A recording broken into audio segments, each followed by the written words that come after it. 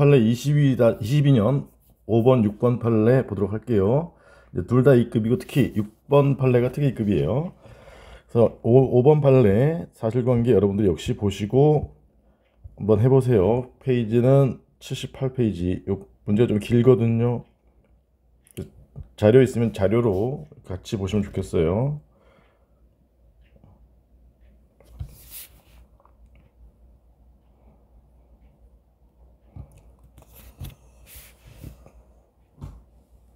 보셨죠? 일단 요 문제가 길기 때문에 판례를 먼저 볼게요. 판례 법리를. 그 다음 페이지에 판례 1차, 2차 이렇게 통지가 있었다. 그러면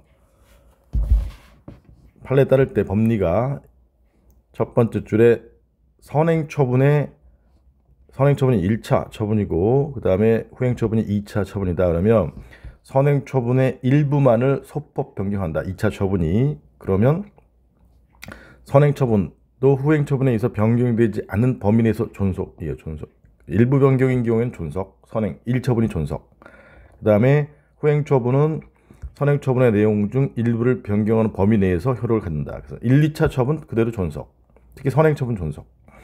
선행처분의 주요 부분을 실질적으로 변경. 그러면 이제 선행처분을 취소하고 후행처분만 한 것이에요. 그러면 선행처분은 특별한 사정이 없는 한 효력을 상실한다. 그래서 이제 2차 처분이 나왔을 때 일부 소폭 변경이면 선행처분 존속, 그 다음에 주요 부분의 변경이면 선행처분 소멸, 이렇게 되는 것이에요. 두 번째 판례 법리는 알고 계시는 것이죠. 처분에 해당하는 불분명한 경우에는 이해관계를 가진 상대방의 인식 가능성과 예측 가능성, 즉 쟁송, 안내 등을 받았다면 처분이라고 인식, 예측했었기 때문에 그걸 고려해서 규범적으로 판단해야 된다. 2차 거부 판례에서 알려드리는 것이고, 얘는 이제 2차 거부가 아니더라도 이런 범위에 의해서 해결한다, 이런 뜻이에요.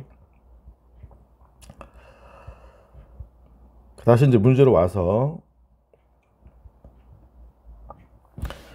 맨 마지막 줄에 갑이 19년 12월 27일 2차 통지, 이렇게 19년 12월 27일 날짜 나왔으니까 소송 요건 중에 제소기간이 쟁점이겠죠. 2차 통지의 대안이니까 대상 적격 2차 통지의 처분 여부죠. 소송은 적법한가, 쟁점 말씀드린 것이고, 그럼 이제 1, 2차 통지가 어디인지를 이제 찾으셔야 되는 거죠. 이런 문제가 나오면 1차 통지, 2차 통지가 가로 안으로 나와요. 그래서 한 3분의 1 지점에 1차 통지 가로 안이 있고 송달되었다, 이날이 이날. 그래서 1차 통지는 이제 내용을 보면 네 번째 줄에 19년 7월 2일 날 3년간 참여 제한하고 그 다음에 정부청을 전부 환수한다. 그 뒤에 이제 보시면 요 참여 제한 기간과 전부 환수 기한이 이제 바뀌어요. 그런데 2차 통지는 어디 있냐면 4분의 3 지점에 있죠. 2차 통지하고 송달되었다. 2차 통지는 어쩌고저쩌고해서 제조사 이의신청 등과 관련해서 이의신청 가가지고 이제 다시 심의하고 그 다음에 환수하는 거 좋겠다, 이렇게 해서 19년 10월 18일 역시 3년간 제한하는 것인데 그 날짜가 달라지죠. 처음에는 7월 19일부터인데 얘는 11월 8일부터 11월 7일까지 요 부분 제한 기간의 날짜가 바뀌었다. 그 다음에 출연금의 전부환수 기한도 바뀌어요. 처음에는 8월 2일까지인데 11월 18일까지. 이 부분으로 봤을 때 주요 부분의 변경이다, 이렇게 법원은 판시했어요. 주요 부분의 변경. 그럼 이제 선행처분은 소멸하고 후행처분 2차 통지만 있는 것이죠.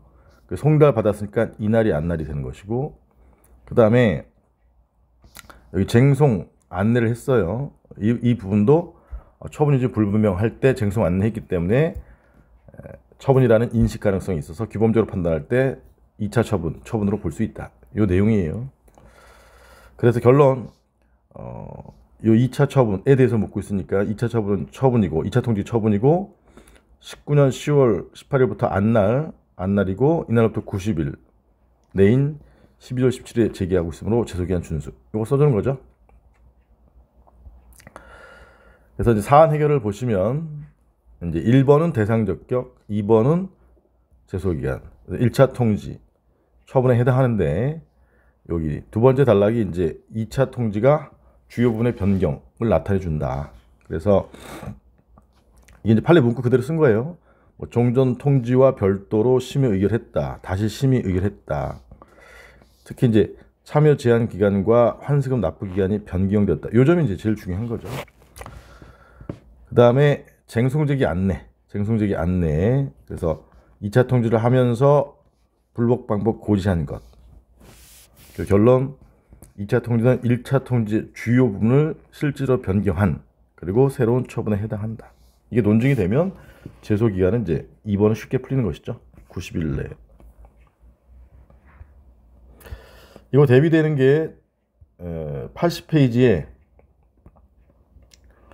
일부 변경, 주요 부분의 변경이 아니라 이제 일부 변경 문제가 이게 17년 사시문제예요. 17년 사시문제. 사례집 228에 있는 것인데 양가로 3번 문제 질문을 먼저 보면 제2차 처분으로 1차 처분은 소멸되었으므로 만약에 이제 일부 변경이면 소멸되지 않겠죠. 그래서 피고가 취소소송은 부적합하다. 이 피고의 주장은 타당하지 않다. 이걸 보는 것인데 그러면 역시 네 번째 줄에 1차 처분이 있고요. 그 다음에 7번째 줄에 가로 안에 2차 처분이 있죠. 이게 이제 이마트 짝수 휴일마다 쉬는 거 그거와 관련된 내용이에요. 그래서 세 번째 줄에 개설 대규모 점포 개설 등록해 주면서 침입적 내용을 다는 거죠. 부관을 다는 건데 그 내용을 다는 건데 등록 후 오전 0시부터 오전 8시까지 영업시간 제한 이게 하나가 있고 짝수 둘째 넷째 일요일 의무 휴업 여기 이제 1차 처분의 내용이고 그 다음에 소송 갔는데 소송 중에 행정청이 을이 영업시간 제한을 8시까지인데 이제 10시까지로 확대하죠. 확대. 그래서 이제 10시까지 확대 변경한 것은 일부 변경, 의무 휴업을인 종전과 동일하게 유지. 그러면 일부 변경이기 때문에 1차 처분 그대로 존속, 그 다음에 2차 처분은 10시까지 바꾼 거. 1차 처분에서 2차 처분에서 변경되지 않는 범위 내에서 존속. 그 다음에 2차 처분에서 바꾼 부분 존속. 처분이 두 개가 있게 되는 것이죠. 그래서 이제 요 문제는 이제 앞에 최신 판례 문제와 대비해서 일부 변경은 이런 식이구나 이렇게 이해하시라고 제가 넣어드린 것이에요. 그 다음에 앞에 문제는 주요 부분의 변경.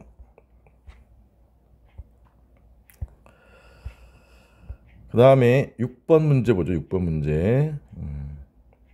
역시 여러분들이 문제를 먼저 82페이지의 문제를 보시고 뭐가 쟁점일까 한번 생각이라도 해보세요.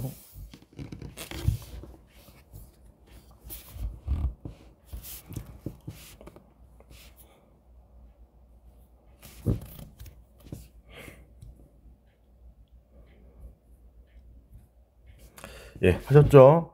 물음 1. 성남지원이 이제 법원인데 법원의 제2송 결정, 이송 결정 이런 건 어디서 나온 거냐면 관할 위반 시 관할권이 있는 법원으로 이송한다 이런 게 이송 결정에서 나오는 것이에요. 그러면 성남지원에 관할권이 없어서 이송했구나. 관할과 관련된 문제이구나.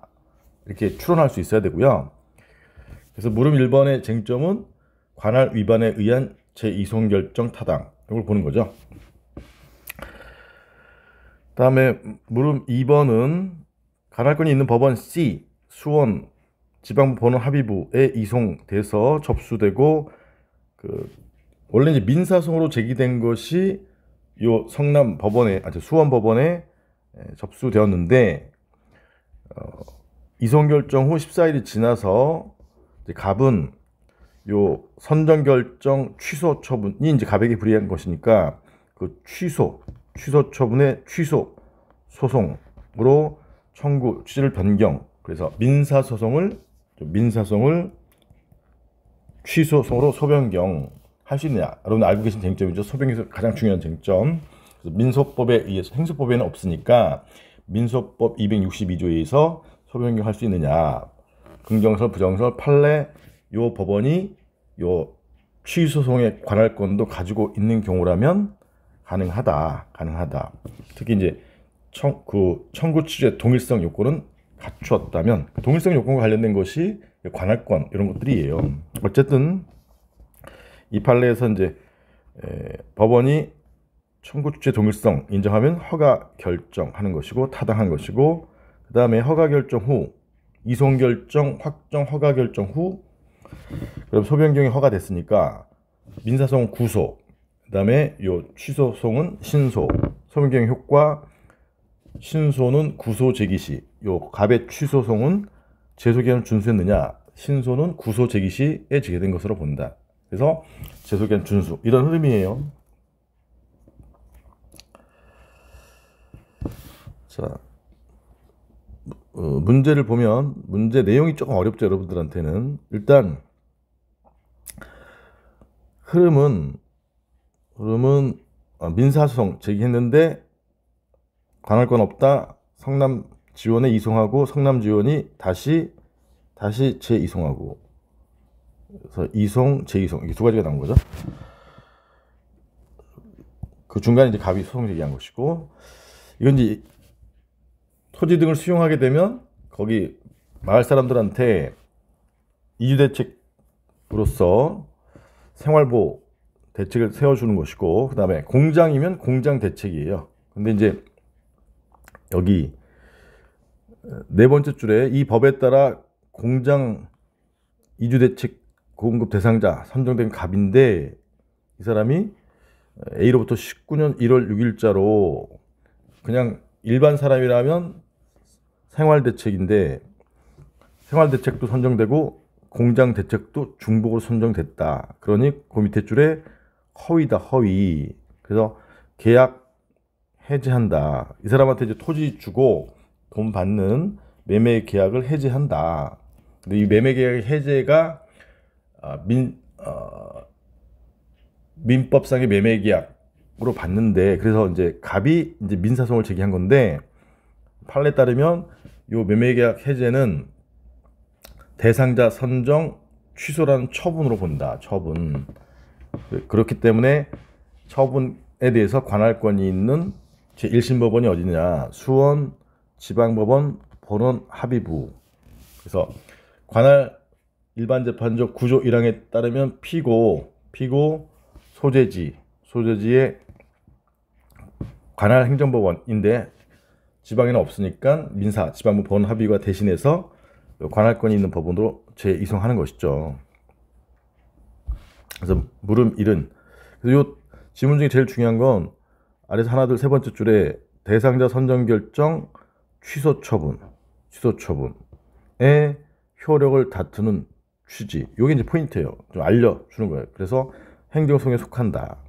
이게 물음 1과 관련된 내용이고 그다음 물음 2와 관련된 내용은 여기 민사소송이죠. 19년 2월 26일 민사소송을 제기했는데 소변경 허가되면 요 민사소송 제기했을 때 제기된 것으로 보니까 따라서 이제 이날로부터 19년 2월 26일부터 90일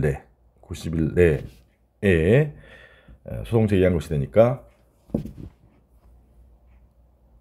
통보받은 날이죠. 통보받은 통보받은 날이 19년 1월 16일인데 그날로부터 90일 내인 2월 26일 날 제기한 것이니까 90일 내 준수했다. 이 내용이에요. 판례를 보겠습니다. 판례. 논고 두 가지를 두 번째 질문에 대해서 논고 두 가지를 들고 있는데 민소법 이송 결정이 14일이 지나서 확정된 때에는 소송은 처음부터 아까 민사소송 제기했을 때부터 그다음에 행소법 소변경의 효과 처음에 소를 제기할 때 이 두 가지 논거로 해서 그다음 밑줄 항고송 취소송으로 제기할 사건을 민사소송으로 잘못 제기한 경우죠. 그러면 이 법원이 관할권을 가지고 있지 않아서 관할법원의 재이송 이렇게 결정했죠. 그래서 이제 수원 지방법원 본원 합의부까지 넘어왔잖아요. 여기까지는 관할 위반에 의한 이송. 물음 1에 대한 내용이고, 그 다음에 이송 결정 나오고 14일이 지난 불복기간 지나서 확정된 후 원고가 항고성으로 소변경, 이건 이제 민사성을 항고소 소변경 쟁점 하였다면 이송 결정의 효과나 소변경의 효과상 제소기한의 준수 여부는 원칙적으로 여기 처음에 민사성을 제기한 때를 기준으로 판단해야 된다.